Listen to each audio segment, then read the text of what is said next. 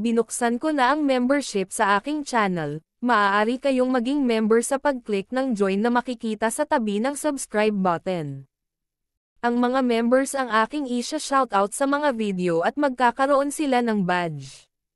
Maraming salamat at ngayon simulan na natin ang pang-8 parte ng The Return of the Mad Demon. Ang nakaraan. Hindi daw sila gagawa ng gulo para lang sa isang errand boy, kasi nakakahiya lang. Ang pakikipaglaban kay Zaha ay nakakahiya kaya't si Eza ay hindi makapagsalita ng maayos at sa gayon ay hindi makapaniwala na pinatay ni Zaha ang Golden Phoenix Pavilion. Nagtataka si Master Zaha kung bakit, ganoon din ang hitsura ng Moranak sa kanyang mukha. Dapat ay itinapon na siya at napakagat ng panga. Napangiti si Isaac. Tama siya. Kaya itinapon ng amo ng unyon. Kaya't hindi na siya makapakinig pa sa sinabi ni Zhao at binunot ang kanyang espada. Wala siyang ideya kung paanong ang isang errand boy mula sa kanayunan ay maaaring maging napakawalang galang, at hindi alam ni Zhao kung paano ang isang third-rate black faction na miyembro ay maaaring maging sobrang kumpiyansa, kaya kumikinang ang mga mata ng masungit at siya ay naniningil. At dito nagtapos ang pang-7 na parte. Magsisimula ang pang-8 parte sa pag-atake ni Gunpyeong kay Lee. Nakaiwas si Lee at napaisip. Ang Nodashi o sword ni Gunpyeong ay matulis at matibay na maaaring masira ang dulo ng kitchen knife kapag hinarang niya ito. Umatake ulit si Gunpyeong, at naisip ni Lee na, hindi kakayaning ibuhos lahat ng internal energy sa kutsilyo na hawak niya. Nagalit si Gunpyeong. Tinadtad niya ng atake si Lee, pero patuloy pa ring nakakaiwas si Lee sa mga atake ni Gunpyeong. Tumalon si Gunpyeong papunta kay Lee, ngunit nakaiwas pa rin si Lee. Nagalit na sobra si Gunpyeong. Patuloy niya pa rin inaatake si Lee. Ginagawain ni Gunpyeong ang lahat pero nakakaiwas pa rin talaga si Lee.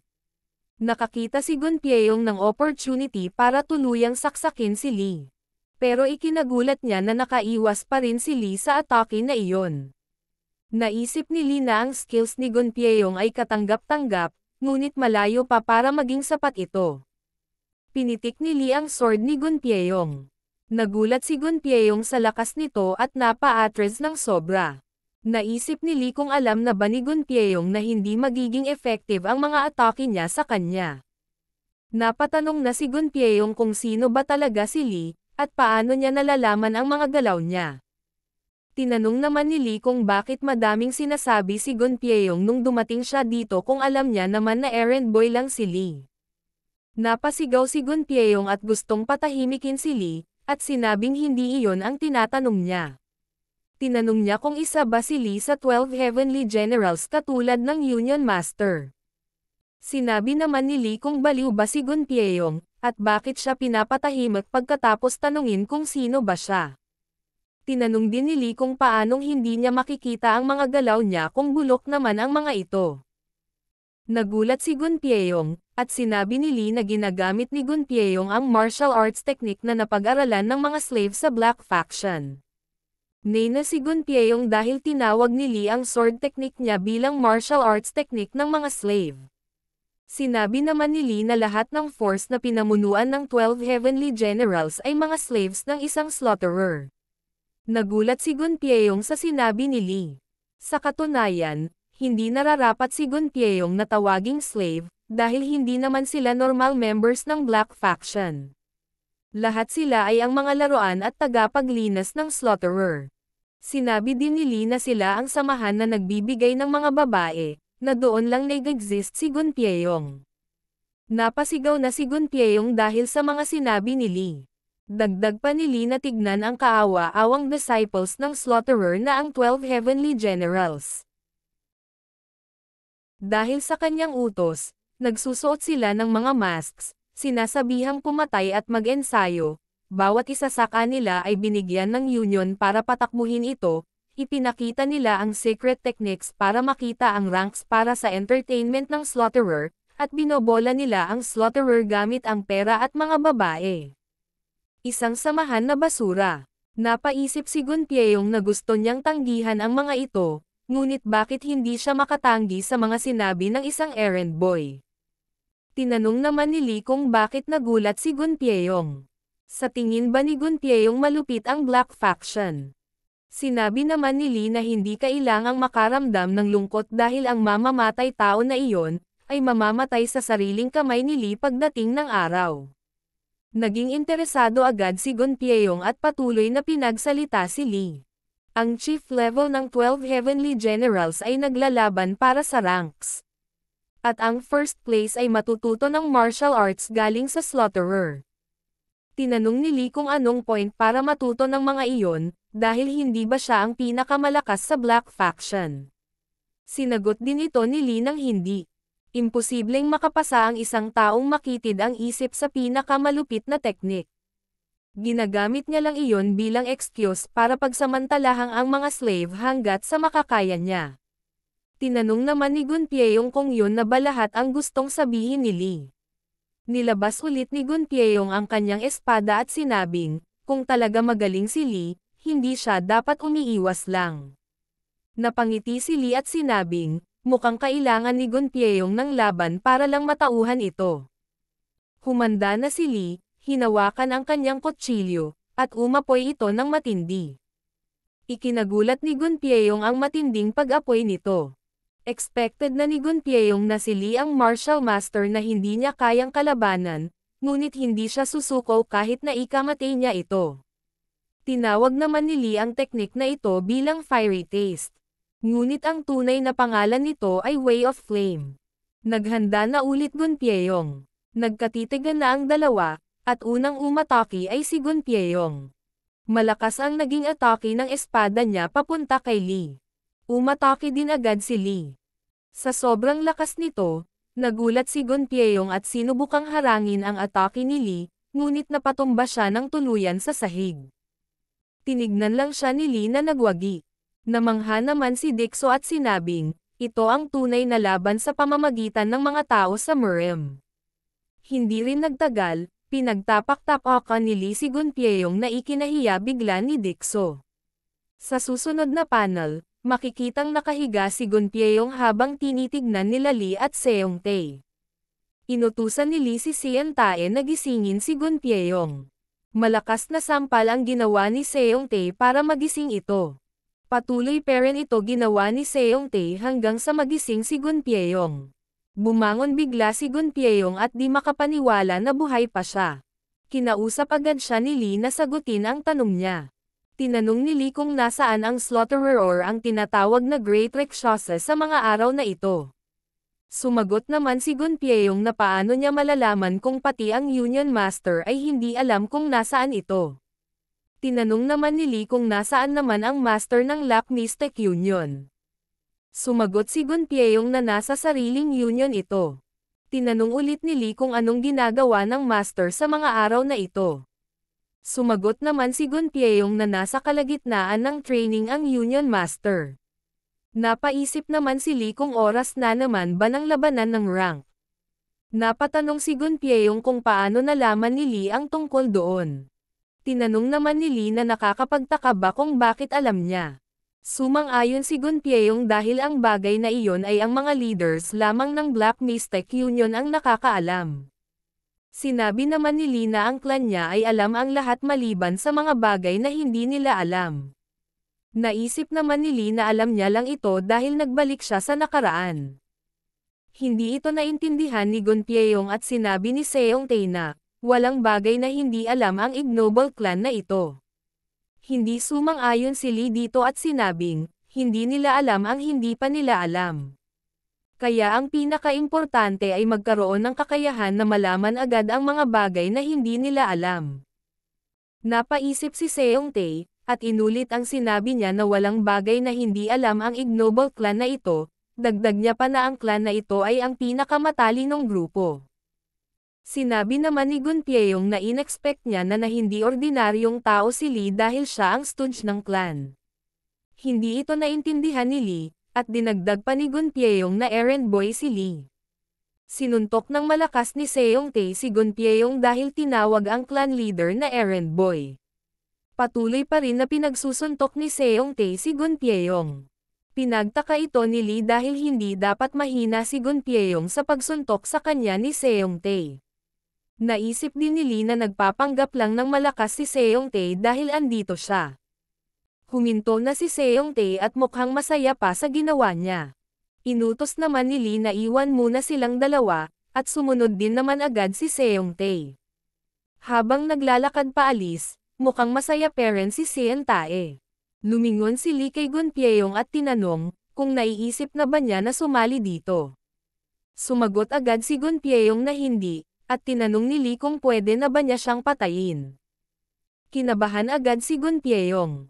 Sinabi naman ni Lee na alisin muna ni Gunpyeong ang katapangan niya at sagutin siya ng maayos, dahil kung gusto niya mamatay, papatayin siya agad ni Lee. Napaisip si Gunpyeong na mukhang mamamatay pa siya kung hihingin niya pa ito. Hindi na makapaghintay pa si Lee sa sagot niya. Nagmakaawa naman si Gunpyeong na hayaan siyang mabuhay. Tinanong naman siya ni Lee kung gusto niya mabuhay nang hindi siya pinagsisilbihan. Ipinangako naman si Gunpyeong na hindi niya nagagalawin ang clan ni Lee kung hahayaan lang siya mabuhay.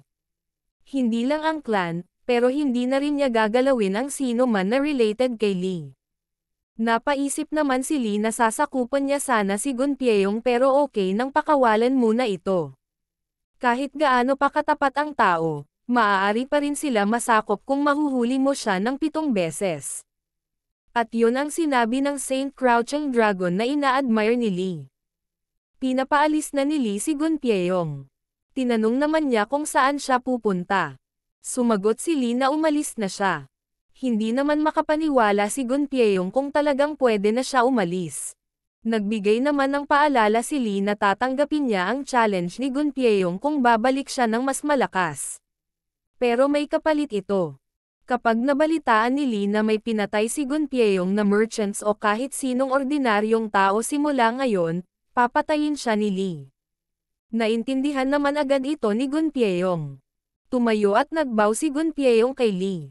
Nagpasalamat siya na hinayaan pa rin siya mabuhay kahit pagkatapos niyang matalo. Dagdag pa niya na tatandaan niya ang pangako niya hanggang sa mamatay siya. Tuluyan nang umalis si Gunpyeong. Tinanong naman ni Seongtae kung bakit hinayaan ni Lee na mabuhay siya. Dapat sana pinatay na lang niya. Tinanong naman ni Lee kung nakarinig na ba si Seongtae na pinapatay ng clan leader ang mga taong nakikita niya. Nagulat naman si Seongtae dahil hindi niya alam ito. Sa susunod na panel, makikitang naglalakad paalis si Gunpyeong, at naisip niya na natalo talaga siya. Naalala niya ang sinabi ng master na ang kalaban niya ay isang errand boy. At kapag nabigo siya dito, patayin niya na lang ang sarili niya. Tinanong naman ni Gunpyeong kung bakit niya tatapusin ang sariling buhay niya. Habang naglalakad, nakaramdam ng gutom si Gunpyeong at hindi siya pwedeng bumalik ng ganito. Nagulat naman siya dahil may handang pamalo si Dixo sa kanya at sinabing buhay pa siya. Napatikip ng bunganga si Dixo. Tinanong naman ni Gunpyeong kung pwede ba siya makakuha ng noodle soup. Nagsorry naman si Dixo dahil naubusan na siya ng noodle soup. Napaisip naman si Gunpyeong at mabilisang binigyan si Dixo ng pera. Sinabi ni Gunpyeong na babayaran niya si Dixo ng advance para sa noodle soup. Dahil dito, pinapasok ni Dixo si Gunpyeong. Habang kumakain, tinanong ni Dixo kung may gusto pa ba si Gunpyeong dahil masyadong madami ang binigay niyang pera. Sumagot naman si Gunpyeong na kahit ano ay okay lang. Ngumiti naman si Dixo at sinabing, maghahanda siya ng isang bagay para kay Gunpyeong.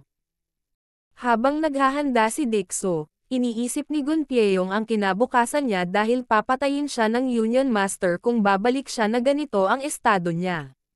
Ngunit hindi siya pwedeng umalis nang hindi nagpapalam sa mga tauhan niya. Nagsalita naman si Gunpyeong at sinabing, ang hirap ng buhay. Sumagot naman si Dixo na ganun din ang nararamdaman ng lahat, dahil sino ba naman ang hindi nakakaranas ng paghihirap habang nabubuhay. Tinanong naman siya ni Gunpyeong kung nahihirapan din ba si Dixo.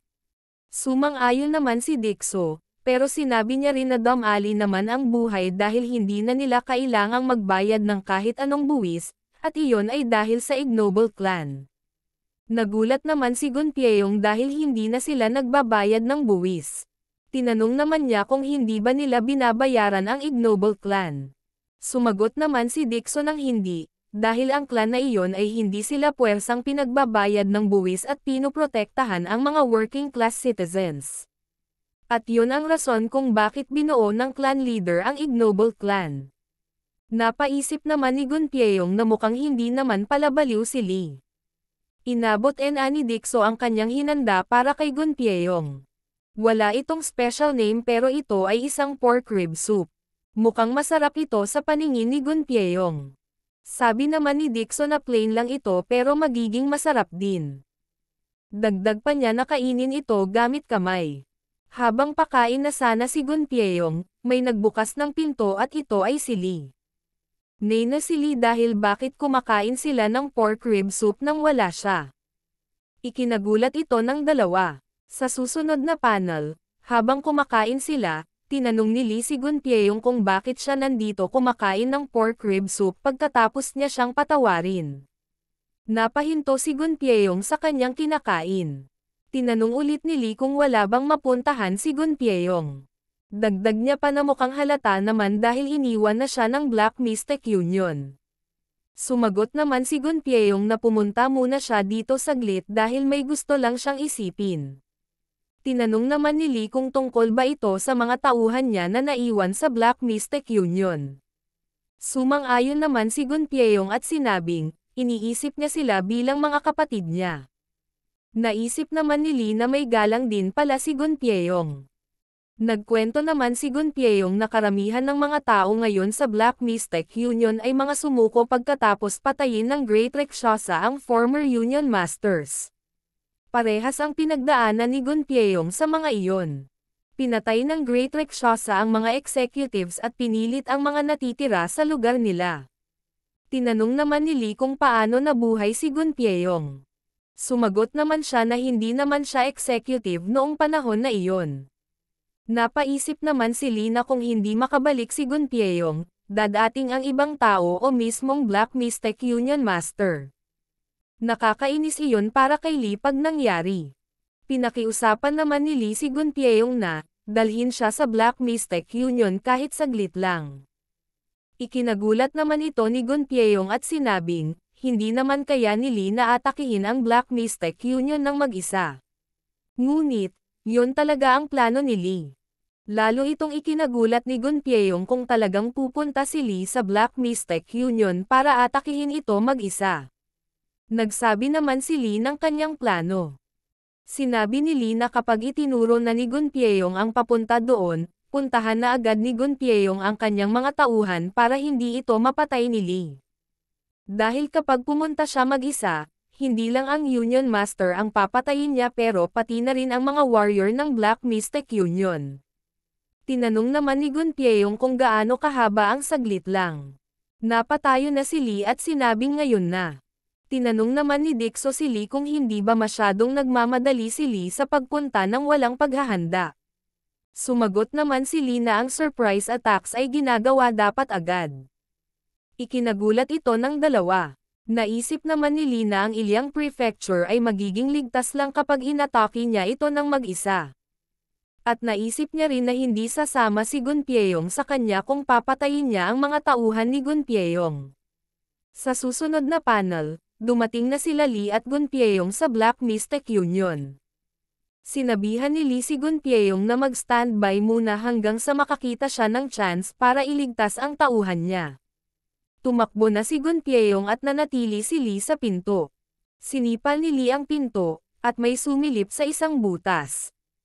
Tinanong nito kung sino siya. Nagpakilala si Lee bilang Yizahan ng Ilyang Prefecture, at tinanong kung sino ang tao na iyon. Nay na si Lee at sinabing wag na matanong pa at buksan na lang ang pinto bago niya pawasakin ito. Sabi naman niya na wag na manggulo pa si Lee at sinarado ang butas. Tumalon ng mataas si Lee papunta sa bubong. Ikinagulat ito ng mga tauhan dahil nakapasok si Lee. Habang naglalakad si Lee, sumigaw ang isang lalaki na may isang intruder. Tumakbo ang lahat papunta kay Lee at tinanong kung sino siya.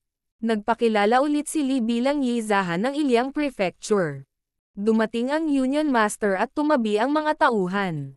Nakilala si Lee bilang errand boy. Naisip naman ni Lee na ang trabaho ng mga tao sa Jiangho na sagutin ang tanong ng patanong din sa isang labanan. Tinanong ni Lee kung siya ba ang slave rabbit ng Great Rakshasa. Biniro naman ni Lee kung tawagin niya ba siyang rabbit slave kaysa sa slave rabbit. Ikinainis naman ito ng ilang tauhan. Sabi naman ni Lee na paano nakayanan ng isang slave na magpanggap bilang master sa isang union na magpakita ng walang galang sa kanya. Tinanong naman ni Lee kung nawawala ba siya sa isip. Hindi makasagot ang Union Master. Sinabi naman ni Lee na sumagot siya. Sabi naman ng isang lalaki na hindi isang ordinaryong tao si Lee. Sumagot naman ang Union Master na, kung andito si Lee, patay na ang Pavilion Master na pumunta sa kanya. Ngumiti si Lee at sinabing, wag na siyang magsalita ng kung ano-ano at maglaban na lang sila. Ikinagulat ito ng Union Master. Sinabi naman ni Lee sa lahat na kapag ang Union Master nila ay kinalaban siya mag-isa, magiging isang good master siya regardless pa sa skill niya. Ngunit, kapag inutos ng Master ang lahat na kalabanan si Lee para lang malaman ang kakayahan niya, hindi siya nararapat na pagsilbihan ng lahat. Ikinagulat ito ng mga tauhan. Dagdag pa ni Lee na pwede na nilang tawagin ang Master bilang duwag ng Black Faction. Isang duwag na nagtatago sa isang mask at walang kwentang tao na umaasa lang sa reputasyon ng Great Rakshasa para utusan sila. Tumahimik ang lahat sa mga sinabi ni Lee at tumitingin sa kanilang Master. Nagsalita naman ang Master at nilinaw ang gusto ni Lee na maglaban sila ng one-on-one. Ngunit sinong Union Master ang mahuhulog sa mga trivial taunts ng isang errand boy? Dumating bigla si Gunpyeong at sumigaw na sinusubukan ba ng Union Master na mamatay ang mga tauhan sa mga oras na ito. Tinanong naman ng Union Master kung bakit buhay pa siya, dahil sinabi niya naman na patayin niya ang sarili niya kapag nabigo siya. Tinanong pa ng Union Master kung nagmakaawa ba siya kay Lee. Sumagot si Gunpyeong na ang buhay niya ay sa kanya na para gawin kung ano man ang gusto niya. Dagdag niya pa kung sa tingin ba ng Master na meron pa siyang affection o loyalty sa kanya para mamatay kung kailan siya sabihan. Ikinagulat ito ng Union Master, at sumang-ayon naman si Lee dahil may punto si Gunpyeong. Tinanong ng Union Master si Lee kung bakit iniligtas niya ang buhay ni Gunpyeong. Sumagot si Lee na hindi siya katulad niya. Inutos naman ni Gunpyeong ang Golden Dragon Pavilion na tumabi sa kanya dahil itataya niya ang buhay niya na ang leader ng ignoble clan ng Ilyang Prefecture ay mananalo. Sumunod ang lahat, at ikinagalit ito ng Union Master. Tinanong naman ni Gunpyeong ang Union Master kung talagang malakas ang loob niya. Bakit hindi niya kalabanan si Lee ng one-on-one nanogram hindi sinasakripisyo ang mga tauhan?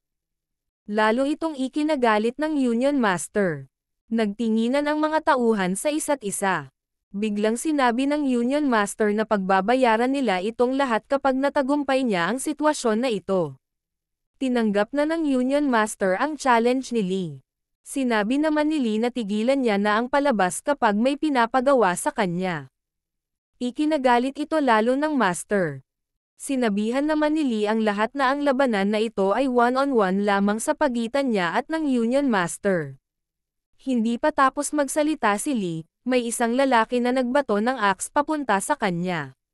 Nakuha ito ni Lee at binato pabalik sa lalaki. Nagulat ang lalaki sa bilis nito, at tinamaan ang kanyang ulo. Bumagsak ang lalaki at duguan. Itinuloy ni Lee ang sinasabi niya na papatayin niya ang kung sino man ang sumingit sa laban. At dito nagtapos ang pang-8 parte. Like, share, and subscribe para updated kayo sa mga susunod na chapter ng The Return of the Mad Demon. Salamat!